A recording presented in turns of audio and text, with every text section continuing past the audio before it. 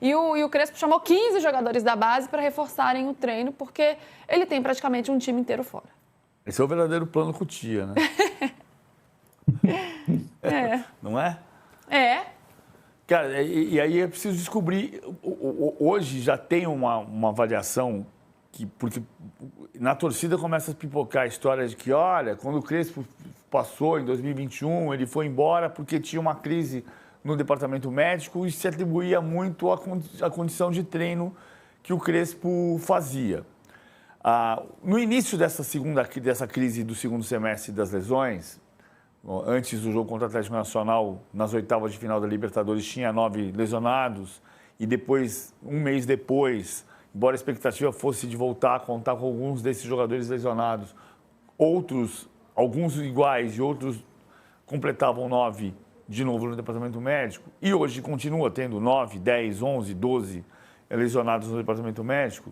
Então já se começou, primeiro na arquibancada e depois vindo para as internas do CT, a discussão tem a ver com o método de trabalho da comissão técnica do Crespo.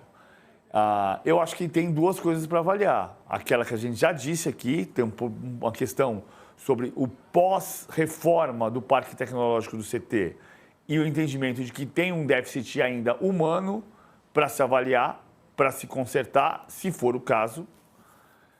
E ao mesmo tempo, já está se percebendo que também tem uma sobrecarga de treino que pode contribuir para isso. Isso quem tem que resolver é a comissão técnica do Crespo. O São Paulo não vai demitir o Crespo nesse momento, não faz sentido demitir o Crespo nesse momento. Mas é preciso entender por que tem tanta lesão. Uma coisa é a lesão do Oscar. Ele tem uma queda e quebra três vértebras. Outra coisa é você pensar nas lesões musculares, nas fadigas musculares, nas dores musculares que tiram jogadores de ação. E o São Paulo tem outro ponto.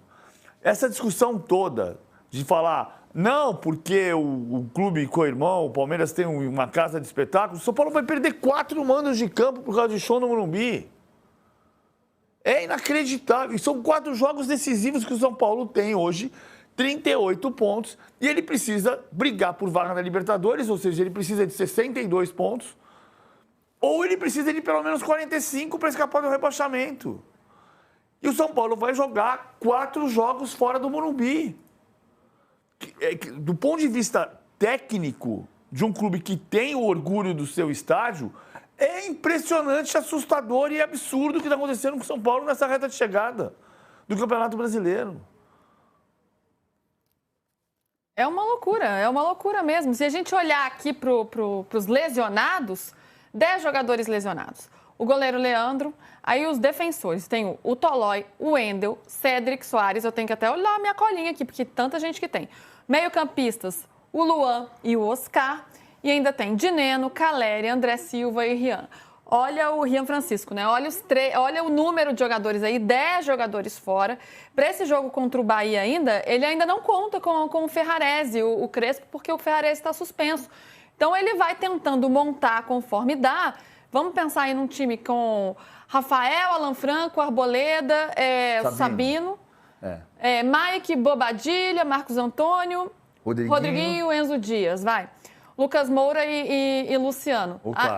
Ou Tapia. Ainda assim, ele tenta montar um time competitivo, mas está difícil de fazer essas escolhas, Mussete. Muito difícil. Eu acho que esse time citado, se tiver bem treinado, focado, ainda é um time que pode ser competitivo. Mas o problema é você olhar para o banco de reservas e você vai ver um banco recheado de jogadores da base. Eles podem ser um frescor, acirrar um pouco a concorrência, mas nesse momento de Campeonato Brasileiro, você ter que depender dos garotos é um problema. Num cenário positivo, quando você chama, pensa nessa transição, coloca no momento certo, é bom. Só que o São Paulo, ou ele coloca as pressas e vende, ou por conta dos desfalques chama um monte de última hora. Então, a gente precisa avaliar, sim, que mesmo com esses problemas, o Crespo pode ter um trabalho melhor. Olhando mais macro, a diretoria tem seus problemas, o departamento de saúde pode, sim, fazer um trabalho melhor. Mas, dito tudo isso, é muito problema, o que faz com que a exigência ao trabalho do Crespo acabe que diminua mesmo. Ele vai quebrando a cabeça aí para montar esse time contra o Bahia no fim de semana. É a despedida do São Paulo do ano, no Morumbi. Né? Verdade. Não tinha me tocado disso. O São Paulo, depois desse jogo, não deve jogar mais no Morumbi. Caramba. A gente já tinha conversado aqui, né? Teve um rumor depois ali das derrotas que o Crespo teve, a gente já tinha conversado aqui que não passava pela cabeça da diretoria em nenhum momento ali uma demissão, né? Cresceu um burburinho, me mandaram até uma notícia de que, caso a depender dos resultados até o final da temporada, o São Paulo iria analisar e estudar a possibilidade de saída do Crespo, só que não. Em nenhum momento passou por essa possibilidade, tá? Se eu falei naquela oportunidade, eram ainda 9 jogos, né? Falei e repito, foi antes do confronto contra o Mirassol, inclusive, que eu trouxe que o Crespo ficaria e que não, mesmo a coletiva anterior dele ao jogo do Mirassol falando, né, em um tom meio desanimado e tudo, falei que também tinha conversado ali com as pessoas que trabalham com o Crespo, que também não partia dele qualquer possibilidade dele rescindir esse contrato com o São Paulo, que aí o pessoal pensou que ele estava também, né, já de saco cheio e tudo. Só que não. Então, das duas partes, em nenhum momento passou pela cabeça a possibilidade de saída. É óbvio que ambos estão incomodados com a situação do time neste momento, né? O São Paulo que não tá vencendo mais ninguém, tá perdendo todos os jogos, então tá todo mundo tentando trabalhar em sintonia para fazer as coisas acontecerem. Agora, a partir disso, para uma demissão, aí já é demais. Em nenhum momento passou pela cabeça da diretoria, até tinha conversado com pessoas importantes, e a aspa era, cara, num cenário hipotético dele perder os 10 jogos, contra o Mirassol antes ainda eram 10 jogos. Se ele perde 10 jogos, a gente confia no cara. A diretoria, ela tem como praxe, né, nessa gestão Casares, pelo menos, acho que é um ponto positivo, às vezes é negativo a depender do nome, mas eu acho que eu sempre sou favorável à continuidade dos técnicos, e se vocês repararem, o Crespo demorou até para cair, acho que na época até ninguém queria a queda dele, né? O Ceni estava bem pressionado e a diretoria segurou o máximo que pôde, eu também não teria demitido nem Crespo, nem Ceni naquela época. Mas a pressão de muitos era grande, e os dois ficaram até, entre aspas, tempo demais. Aí o Dorival saiu para a seleção, seguraram também o Carpini o máximo possível, seguraram também o Zubildinho o máximo possível, então é uma gestão que tenta ao máximo segurar e respaldar os técnicos, e não vai ser agora que com o Crespo fazendo esse trabalho aí com muitos desfalques e tudo, que iriam pensar em qualquer possibilidade de saída. Crespo fica e vai fazer todo o planejamento para a próxima temporada, a ideia é fazer um time que tem a cara do seu técnico, e ele será muito importante aí para essas decisões no elenco do São Paulo para a próxima temporada. Você acha acertada a permanência do técnico Hernan Crespo? Quero saber aí a sua opinião nos comentários. O Crespo deve ter 2 desfalques importantes para a partida contra o Bahia, mais 2, né? O DM do São Paulo ainda continua tendo muitos jogadores ali, e aí mais 2 desfalques que devem ser confirmados aí bem breve. O primeiro deles é o Cédric Soares, né? O lateral direito, ele tá com uma fratura no hallux, que é o dedão do pé. Não sabia, para mim hallux era carro, tá? Hilux. Mas o Cédric tá com essa fratura no dedão do pé. Ele segue em tratamento, ele não participou do treino na quarta e nem na quinta-feira. Então a presença dele ainda não está descartada, mas é considerado bem provável que ele esteja disponível para o confronto, tá? Me repito, na informação que eu tinha inicial era do Cédric Soares. Essa lesão aconteceu antes do jogo contra o Grêmio, foi na quarta-feira. E aí a gente está indo para 1 semana e meia, né? Depois, na lesão com o do Cédric, eu tinha falado, olha, me passaram que era 1 mês pelo menos ali para ele estar inteiro.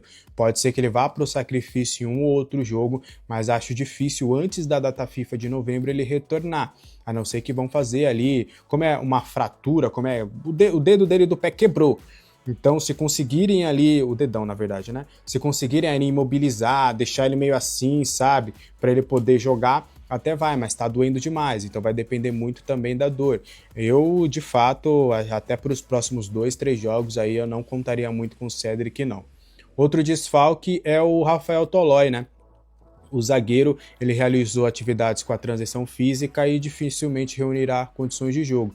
Até se ele ir pro treinamento nesta sexta-feira, né? E aí, se ele treinar bem com o grupo, pode até crescer, mas a expectativa de ele realmente ser preservado aí para a próxima semana. A expectativa era dele ter voltado contra o Grêmio, não voltou. Existia uma possibilidade contra o Mirassol, também não rolou. E aí agora, contra o Bahia, ele também deve ficar de fora, vai demorar mais um tempinho ainda para o Rafael Tolói, mas não muito. Ele ainda com certeza jogará pelo São Paulo nesta temporada, ou pelo menos estará disponível para o técnico Hernan Crespo. O que você acha desses dois desfalques? Você acha que vai fazer falta? Quero saber aí a sua opinião aqui nos comentários. Muito bem. O São Paulo, lá no começo do ano, ele perdeu o Caleri, que teve uma contusão séria no joelho, não joga mais a temporada. Aí passou um tempo, ele perdeu o Rian Francisco, num treino também com a mesma contusão, joelho.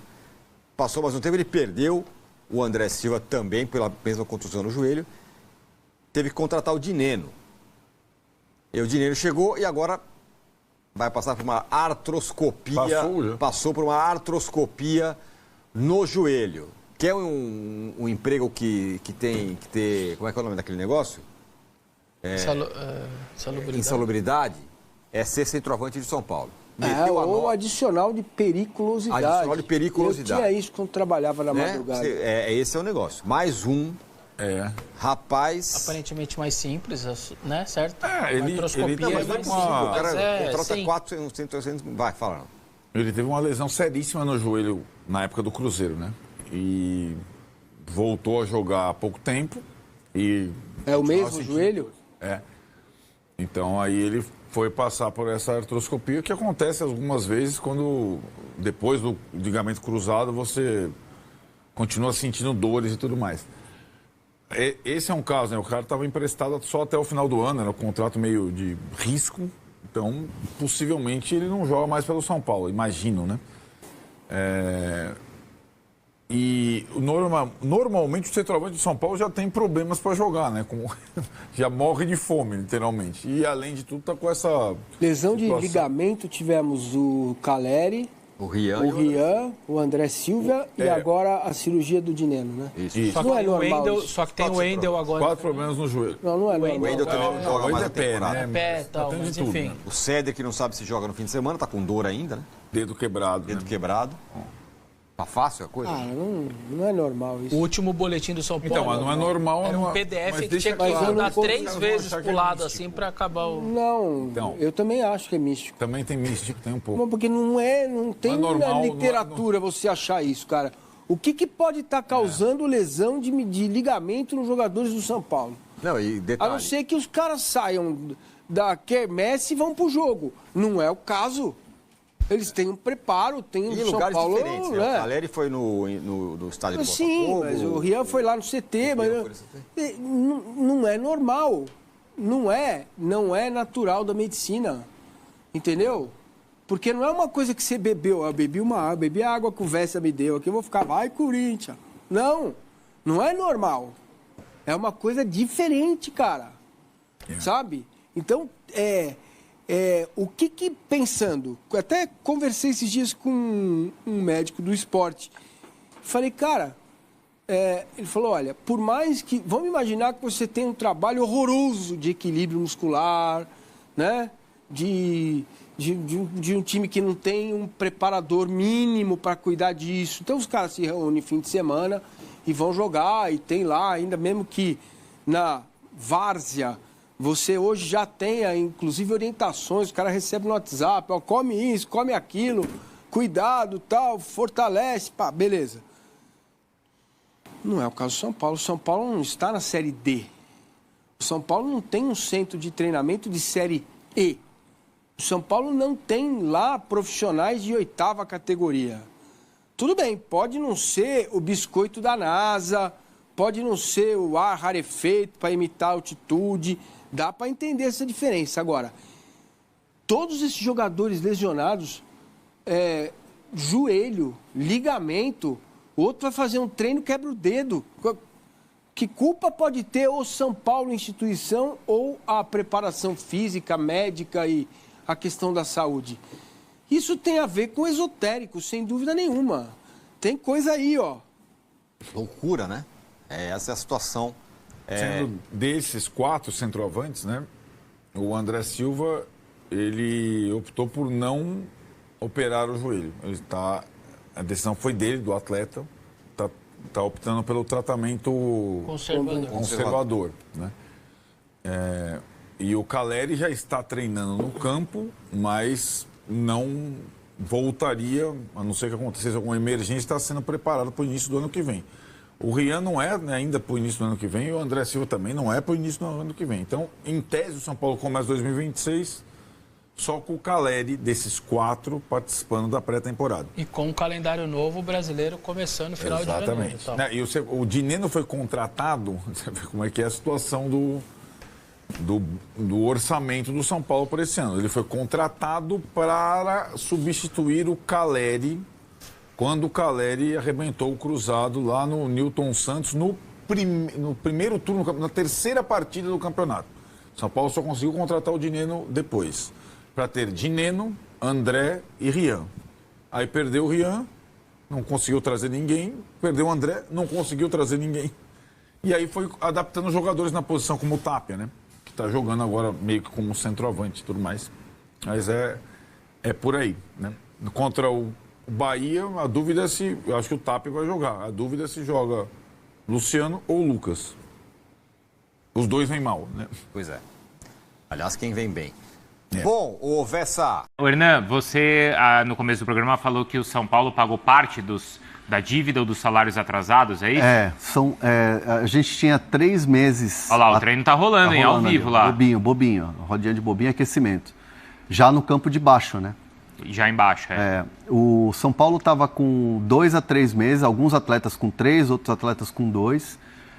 O Casares chamou alguns atletas, as lideranças, para uma conversa e prometeu que iria quitar uma parte. Então, até ontem, no meio da tarde, o São Paulo já tinha pago pelo menos 2 para quem estava com 3 e 1 para quem estava com 2.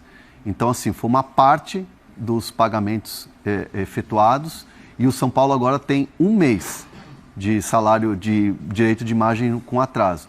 Só que assim, nós estamos no dia 23 hoje, né? Daqui a pouco, Sim. Daqui a 10 dias vai vencer o segundo mês dessa galera. Então, o São Paulo não quer baixar de novo para 2 ou quiçá 3. Quer manter ali 1 até o final do ano. E aí, aumentando o bicho da premiação para uma Libertadores como Mas tem condição de aumentar o bicho? Tem condição porque é um dinheiro de um adiantamento. É um adiantamento, não é do fluxo de caixa do São Paulo. Tá. É um adiantamento, enfim, de contratos e cotas e tal, aquela coisa toda. Porque assim, quando você tem a detentora ou as detentoras de direito, quando você atinge uma pontuação no campeonato, você tem uma grana a mais. Sim. Né? Isso está no contrato. Então, essa grana a mais, que normalmente seria para o clube, eles vão dividir com os jogadores. Então, assim, vai dar um aumento de normalmente, assim, de 5%, é o que é o bicho, desse valor total. Tá. Então, o São Paulo estica um pouquinho mais, vai ficar entre 8% e 9%. Então, quase que dobra. Pode quase que dobrar, Quase que dobra o bicho. O valor do bicho se classificar para Libertadores. Se classificar para Libertadores. O treino está começando, a gente viu o Lucas ali chegando, o Arboleda também está por ali, né? O Luciano e o Crespo também já está por lá. Até era o Newton Cruz que estava ali também, não é? Newton Cruz. Também, né? E o Robert Arboleda ali, ó, aniversariante de ontem. Ah, é? Foi 34 anos. E em relação ao Crespo, Hernan? Porque ele estava meio chateado nas últimas entrevistas. Informação aqui importante, que é legal a gente trazer. O Crespo, ele deu alguns sinais na coletiva, principalmente depois do jogo do Grêmio, coisas inacreditáveis acontecem aqui. Foi. Ele estava muito cabisbaixo nas derrotas, principalmente nas Copas e tal. O time não conseguiu mostrar aquele futebol que o Crespo chegando quando ele foi contratado, que o time pegou uma sequência. Então, não só na percepção, no olhar do torcedor, mas internamente começou assim, será que o Crespo está perdendo a força? Está esfarelando o trabalho? Passou essa impressão mesmo. Passou um pouco dessa impressão. Do jogo, principalmente depois do jogo contra o Grêmio. No jogo contra o Grêmio foi a coletiva da deprê. O cara vai embora. E aí no jogo contra o Mirassol, mesmo tomando uma taca de 3-0, o time jogando muito mal, o Crespo foi mais firme. O Crespo falou assim, não, a responsabilidade é minha, estou com os jogadores, eu acredito nesses jogadores e tal. E ali teve um sentimento de tipo, opa, voltou alguma coisa aqui. E aí, para acabar com qualquer tipo de especulação, será que Crespo continua? Será que Crespo não fica ou não vai ficar? Ou quer jogador? O que ele quer para o ano que vem? O presidente Casares, toda a diretoria do São Paulo já se anteciparam e Crespo será o treinador em 2026, independentemente dos resultados. Mesmo se, por exemplo, não classificar para a Libertadores? Crespo continua. O São Paulo não vai mexer no comando técnico. E o Crespo está participando e vai participar ativamente do planejamento. Tá, para a semana que vem está marcada uma reunião que já foi convocada, todo mundo já recebeu o comunicado e o Crespo vai sentar na mesa com os auxiliares dele para planejar 2026. Então, assim, num primeiro momento, as reuniões vão acontecer para você ter o orçamento, para você ter o que você vai ter, o que você vai contratar ou não. Vai se fazer uma análise do elenco, gente que pode ir embora, gente que deve ficar e renovar. Posição carente, que de repente precisa ir para o mercado. Vou citar 2 exemplos aqui. Luiz Gustavo. Vai depender de uma conversa com ele se o jogador quer ficar, quais são os planos. O Luiz Gustavo é muito bem avaliado dentro do São Paulo. Mas hoje não existe nenhuma conversa de renovação com o Luiz Gustavo. Porque é o jogador que vai decidir o que vai fazer. Vai aposentar, vai estudar, o que ele vai querer fazer. Então o São Paulo não tem nenhuma conversa de renovação com o Luiz Gustavo. Qualquer informação nesse sentido não procede. Segundo, Negrutti. São Paulo já abriu conversas para negociar a renovação de contrato do Negrutti. Então, em 2026, o Negrutti pode virar um cara mais protagonista, receber uma moral maior. Então, assim, Negrutti é um cara que eles querem renovar. Rodriguinho, eles querem renovar. Eu ia te perguntar do Rodriguinho. Eles querem renovar. Também. Então, tudo isso... Até para se proteger no mercado, né? Exato, tem o assédio do mercado. Mas o Rodriguinho deu uma baixa no final, né? Deu uma queimada no final. O São Paulo, então, já vai começar a trocar essa ideia, planejar tudo isso com o Crespo tomando decisão, com o Crespo sendo ativo. Então, esquece, o Crespo não sai do São Paulo independentemente dos resultados. Só para contar um pouco do bastidor dessa reunião que vai acontecer na semana que vem... Então, aí sabe o que eu ia te perguntar? É com o Belmonte ou é com o outro? Belmonte é à frente do planejamento do futebol para 2026. E o Márcio Carlomagno vai cuidar da parte estrutural do orçamento. Ele assim, o cargo dele é superintendente do São Paulo, mas dentro do São Paulo ele é chamado de CEO. Ele é o CEO do São Paulo. Ele é o cara que está acima do Belmonte, está acima do Rui Costa, até mesmo do Muricy, na questão de cargo. E ele foi um cara que chegou no CT, conversou com os jogadores, conversou com os funcionários, foi um cara que chegou chegando. E ele, desculpa, né? Ele é do clube ou ele é um contratado? Ele era do clube. Ele é estatutário. Ele era estatutário e agora ele é um funcionário do São Paulo. Então perfeito. Ele tem um cargo que ele tem o salário dele por mês, e ele responde ao presidente, e ele é um cara que hoje está cada vez mais ganhando protagonismo do lado do presidente. Né? Muitos apontam que ele vai ser o sucessor do Casares na disputa presidencial. Mas ele chegou e por mais que se tenha uma guerra fria hoje dentro da diretoria, Belmonte com um futuro incerto, não se sabe o que vai ser do Belmonte em 2026, Belmonte está tocando o planejamento, Belmonte está dando as cartas lá, e ontem Belmonte e Márcio Carlomagno tiveram uma boa conversa. Assistiram o treino juntos, acompanharam a atividade, tiveram uma conversa. Porque no fim das contas... O Belmonte tem uma força política do grupo dele e que é importante para a atual gestão. Então não dá para simplesmente chegar e descartar. Por isso que o Casares não manda ele embora. E o Márcio Carlomagno, por mais que seja um cara que seja importante do lado do presidente, mas ele não tem ainda o know-how, o cacuete de dia a dia do CT, de lidar com o jogador. Do futebol ali, daquela coisa. Porque assim, o dia a dia com o jogador de futebol, você tem que ter ali o domínio, você tem que ter ali o conhecimento. E o Belmonte, os caras confiam no Belmonte. Os jogadores confiam muito no Belmonte. Então, por isso, o Márcio Carlomagno não vai chegar e mudar e transformar tudo e derrubar tudo que já está feito. Então, vai ter ali uma conversa ali, um acerto, por mais que se tenha uma diferença política entre as duas partes hoje. Nosso conteúdo. Vídeo de hoje bem diferente daquele tradicional, com notícias factuais. Quero usar esse conteúdo para explicar para vocês atletas de nome que já podem assinar um pré-contrato para se mudar de graça para o seu clube do coração. E esse assunto é super importante. Você quer um exemplo? O Flamengo contratou, por exemplo, o Jorginho e o Saul na metade dessa temporada sem custos. Eram atletas que estavam ficando livres no mercado. Na temporada passada, o Corinthians fez o mesmo com o Memphis Depay. Então, ter a leitura e o entendimento de jogadores que estão perto do fim do contrato é algo fundamental para o seu time do coração na hora de reforço nesse nível. Hora de falar sobre Edenilson, volante que veste a camisa do Grêmio, outro que também vive fase bem legal. Foi dele, inclusive, o gol no empate 1-1 contra o Santos na Vila Belmiro. Ele abre o placar e o Santos consegue o gol do empate no segundo tempo. Temporada atual do Edenilson no Grêmio, de 39 partidas, 5 gols e 7 assistências. Ele tem 12 participações em gol, é titular absoluto desde a chegada do técnico Mano Menezes. O contrato se encerra em 31 de dezembro e até esse momento não houve acordo entre as partes. Renzo Saravia, lateral direito, argentino, 32 anos de idade, pertence ao Galo, 18 partidas no ano, sem gol e sem assistência. Havia sido contratado em 2023 pelo Atlético junto ao Botafogo. Antes tinha tido passagens por Internacional e Porto. Só para completar a lista de laterais